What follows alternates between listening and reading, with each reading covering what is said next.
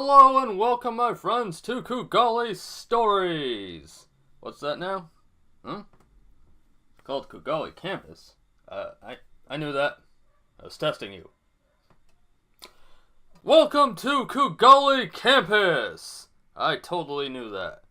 On today's episode, we have a story from the Hausa people known as an eye for an eye.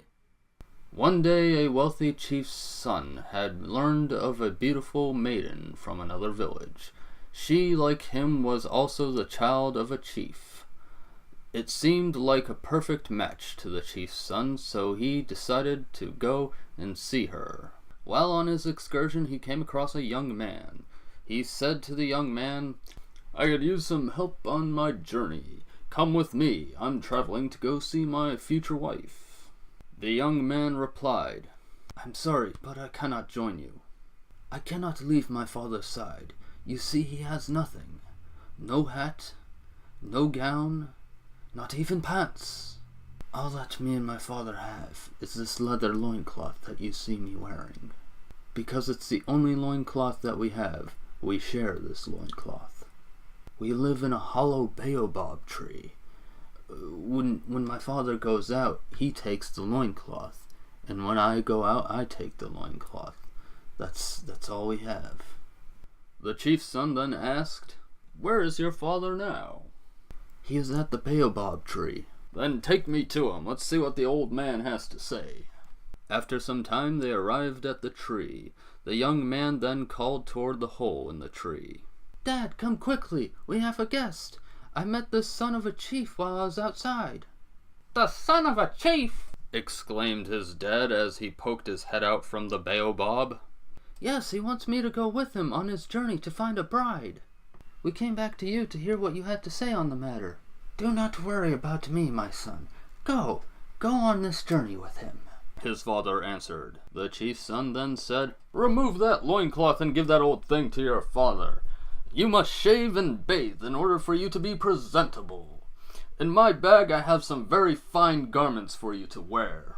The young man was given fancy new clothes, like a gown and trousers, a turban and a cap, as well as a sword and a sword sling. After the young man was dressed, the two fellows continued on their destination. When word spread of these two travelers' arrival in the village, they were brought to a room where the daughter of the chief had prepared a feast for them, including rams and chickens. Then the chief's daughter came to them, but the maiden only had eyes for the servant. Yep, you heard right. The young man who lived in a hole in the tree, he was the one that the chief's daughter fell in love with. She declared, "If I am to marry, then you will be my husband." "What?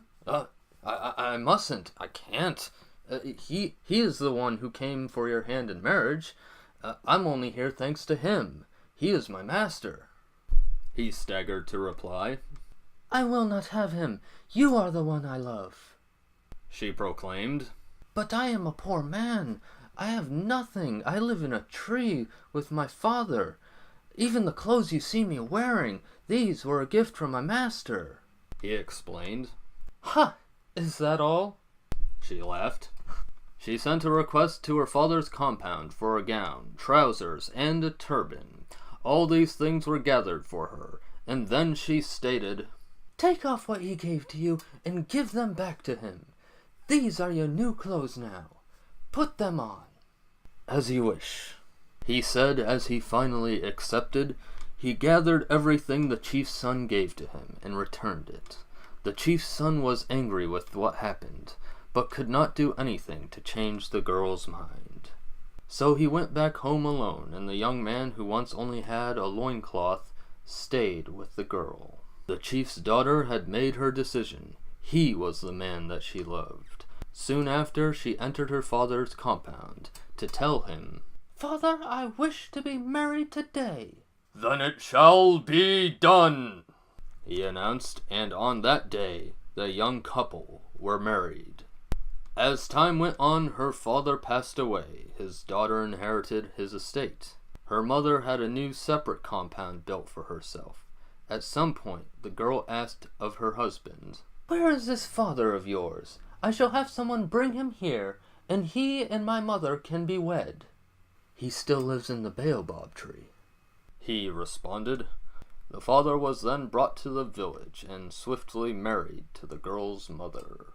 The two couples lived together for quite some time. But one day, the elder couple were arguing with each other, and the old man knocked his wife down with enough force to knock out an eye. As you can imagine, her daughter was not too happy about that. In her rage, she said, "Your careless father hurt my mother and knocked one of her eyes out.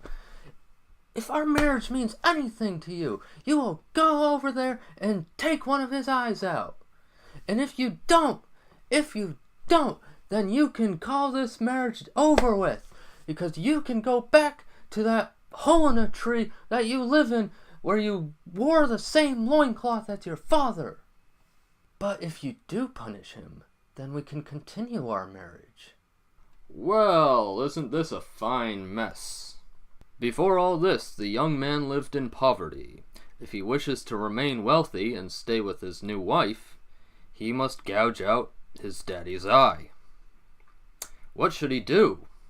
Alrighty, that was the end of the story. And now, I want you to think about that last part of the story. What would you do in that situation? Would you take out your father's eyeball, but remain wealthy? Or would you not punish your father and then go back to poverty? Pause the video for a second and let yourself think about it. And when you unpause, I'll tell you what I think about the whole situation. So if it were me, I would choose to go back into poverty. Why? Because even if you were wealthy and had a wife and all that, you'd have to live with the guilt of taking out your father's eye. That's gonna haunt you. That's gonna haunt your dreams, man. I don't know about you, but I don't want to deal with that. No way. I'd go back to poverty. That'd be fun. The one thing though, I don't want to share a loincloth with my dad. Hell no. No. Can't do it. But, just because you're going back into poverty doesn't mean you have to share a loincloth with your dad. Maybe the only housing you can deal with at the moment is the tree. Fine, whatever. But the loincloth thing, man, just grab some leaves or something. Get yourself some leaves for a loincloth, okay? And stop sharing your loincloth with your dad, because it's weird. Eventually, think about it. Alright, so yeah, they're destitute. They're in poverty, right? I get that. But they are surviving somehow. They're surviving off of food, right? They live in a baobab tree. Baobab trees have fruit. Now, just, I guess, every now and then, skip a couple meals so that you can take those fruits and bring it to the market, sell for some money, and then you get enough to get yourself a decent pair of pants, right? And then you can maybe enter into society yourself, and then maybe try to get a job or something. It might not work out, but you could at least try. You don't know what's gonna happen in life, but I'm just saying, if it were me, I would just go back into poverty, because I don't want to live with that guilt. I know you can probably say that, but his father does need to be punished. And I suppose I can agree with that, yeah. Yeah, no, I could definitely agree with that, but not a harsh punishment like that, and not coming from his very own son. Come on, now. Come on, some other punishment should have happened. Not an eye for an eye. But that is, of course, the name of the story. So, in the comments below, go ahead and tell me what your choice would be. Thanks for watching, and remember to subscribe for more.